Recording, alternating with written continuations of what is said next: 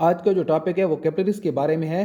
Capillaries network of microscopic endothelial tubes हैं और ये आर्टरियोल्स और वेन्यूल्स के दरमियान प्रेजेंट्स होती हैं। और capillaries are replaced by cavernous spaces in the sex organ splenic pulp और प्लेसेंटा। कैपिलरीज को केवर्नस स्पेसेस रिप्लेस करती हैं सेक्स ऑर्गन में, स्प्लेनिक पल्प और प्लेसेंटा में। ये जो तीन ऑर्गन्स के नाम बताए गए हैं ये बहुत इंपॉर्टेंट है और इनका याद रखना बहुत ज़रूरी है। यहाँ पर कैपिलरीज नहीं मौजूद होती, यहाँ पर केवर्नस स्पेसेस प्रेजेंट होती हैं और ये एमसीक्यूज में आता है कि कौन से ऑर्गन्स हैं जिनमें केवर्नस स्पेसेस प्रेजेंट हैं। तो ये तीन ऑर्गन्स हैं, ठीक हो गया।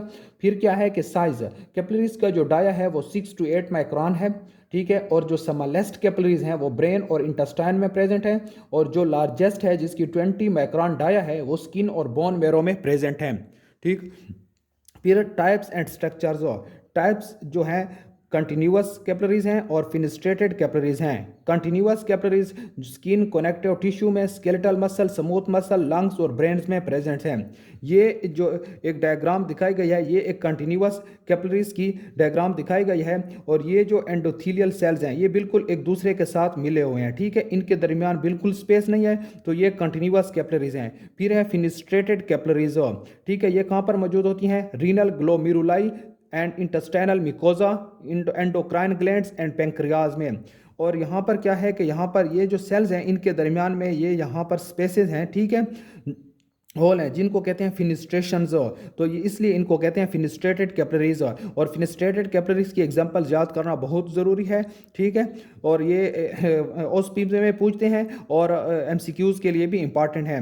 फिर है capillary bed and post capillary venules. यहाँ पर क्या होता है कि यहाँ पर exchange of nutrients, gases, metabolites और वाटर होता है, ठीक है। तो कैपिलरी बेड और पोस्ट कैपिलरी वेन्यूल्स में ये exchange of nutrient, gases, metabolites और वाटर होता है। तो ये याद रखना ज़रूरी है कि कहाँ पर exchange of nutrients, gases, metabolites और वाटर होता है, तो कैपिलरी बेड और पोस्ट कैपिलरी वेन्यूल्स में होता है। अब यहाँ पर ये एक कैपिलरी दिखाई गई है और इसके ऊपर है पेरीसाइट, ठीक है। तो पेरीसाइट के बारे में जानना भी बहुत ज़रूरी है, ठीक है। ये क्या होती है कि they are present on outer surface of capillaries and smallest venules. ये कैपिलरीज और स्मॉलेस्ट वेन्यूल्स के आउटर सरफेस पे प्रेजेंट होती है, ठीक है। और इसका काम क्या है कि ये पेरीसाइट जो है ना रिवील कंट्रेक्टाइल प्रॉपर्टी, ठीक है। इसकी कंट्रेक्टाइल प्रॉपर्टी है नंबर 1, इसकी ये फंक्शन है। दूसरा क्या है कि ये act as a stem cell के तौर पर काम करती है और रिपेयरिंग प्रोसेस में भी हेल्प करती है और न्यू ब्लड वेसल्स में, ठीक है, न्यू ब्लड वेसल्स की बनाने में भी हेल्प करती है। तो इसलिए पेरीसाइट के बारे में जानना बहुत ज़रूरी है, ठीक है। एमसीक्यूज में भी आ सकता है और ओएसपी या वाइवा में भी टीचर पूछ सकता है, ठीक। फिर क्या है साइनोसाइड्स। साइनोसाइड्स क्या होती हैं कि ये sinusoids replace capillaries in certain organs. कुछ ऑर्गन्स के अंदर कैपिलरीज को साइनोसाइड्स रिप्लेस करते हैं। कौन से ऑर्गन्स हैं? लीवर है, स्प्लीन है, बोन है, मैरो है, सुप्रारेनल ग्लैंड्स हैं, पैराथायराइड ग्लैंड्स हैं और कैरोटिड बॉडीज हैं। ये भी याद रखना बहुत ज़रूरी है कि कौन से ऑर्गन में साइनोसाइड्स प्रेजेंट हैं। तो ये ऑर्गन्स हैं, एमसीक्यूज में ये आता है, ठीक है। फिर क्या है कि करेक्टरिस्टिक्स साइनोसाइड्स क्या है कि ये लार्ज इरेगुलर वस्कुलर स्पेस हैं, ठीक है, which are closely surrounded by parenchyma of the organs, ठीक है।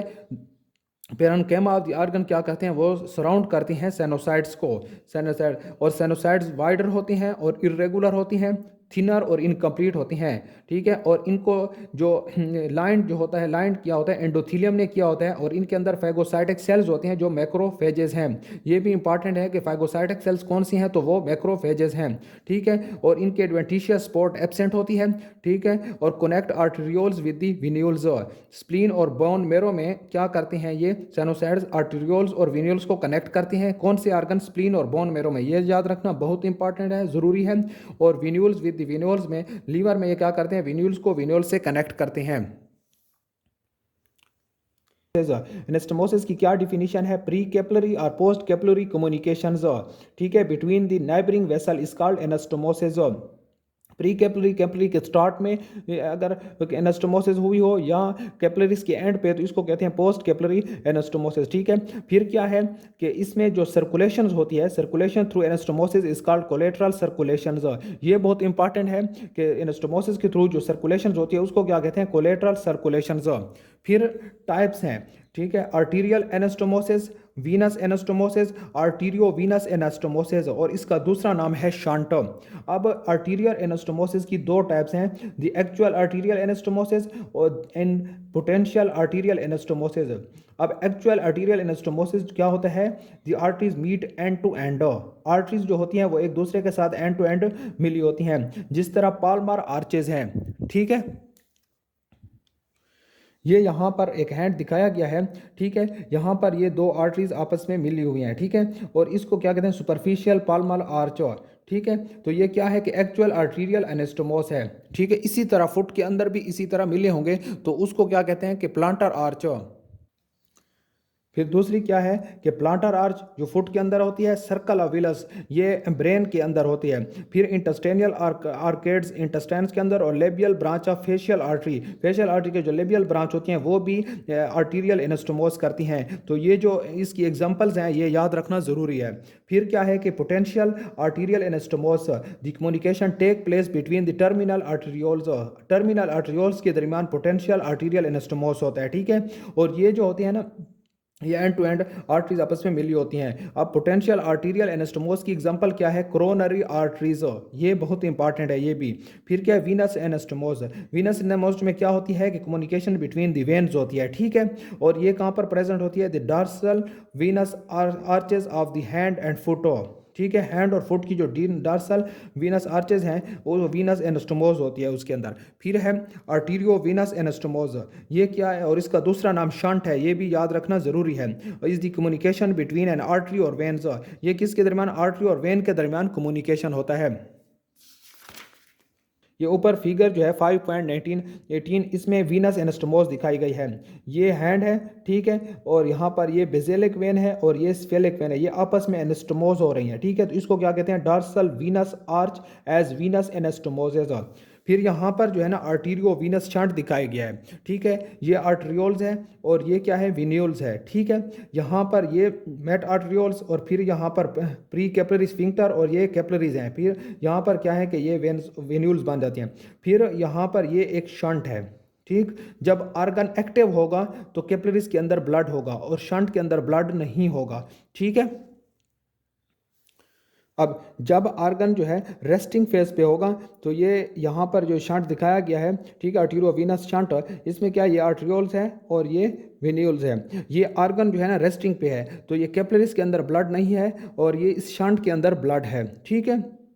तो ये इंपॉर्टेंट है कि रेस्टिंग के वक्त किस में ब्लड होगा और जब एक्टिव आर्गन होगा तो फिर कौन सी जगह पर ब्लड होगा, ठीक होगा। फिर यहाँ पर जो है प्रेफरेंस, ये specialised arteriovenous anastomoses are found in the skin of digital pads and nail pads beds, ठीक है। तो ये याद रखना बहुत ज़रूरी है। और यहाँ they form a number of small units called ग्लोमेरा।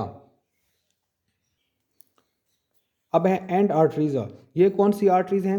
Arteries which do not anastomose with their neighbourings are called end arteries. End arteries जो है ना वो एनास्टोमोस नहीं करती, ये इसकी डिफिनीशंस हैं। और इनकी एग्जांपल्स क्या है? Central artery of retina and labyrinthine artery of the internal ear, ठीक है, ये इसकी एग्जांपल्स हैं इनकी। दूसरी है central branches of cerebral arteries and vasa recta of the mesenteric arteries. और स्प्लीन, किडनी, लंग्स और metaphysis of the long bones के अंदर जो आर्टरीज होती हैं वो एंड आर्टरीज होती हैं। तो ये एग्जांपल्स याद रखना बहुत ज़रूरी है, ठीक है। अब यहाँ पर ये कहता है कि ये जो एंड आर्टरीज है इनकी क्या इंपॉर्टेंस है, जो इनकी क्या करते हैं कि ये सीरियस न्यूट्रिशनल डिस्टर्बेंस करते हैं अगर एंड आर्टरी की अकोलूजन हो जाए, ठीक है। तो अगर इसी तरह इसने एग्जांपल दिया कि अगर occlusion of central artery of retina हो जाए तो इससे क्या होती है? ब्लाइंडनेस। और ये एमसीक्यूज में आता रहता है कि अगर सेंट्रल आर्टरी ऑफ रेटिना की अकोलूजन हो जाए तो क्या होगा? ब्लाइंडनेस होगी, ठीक है।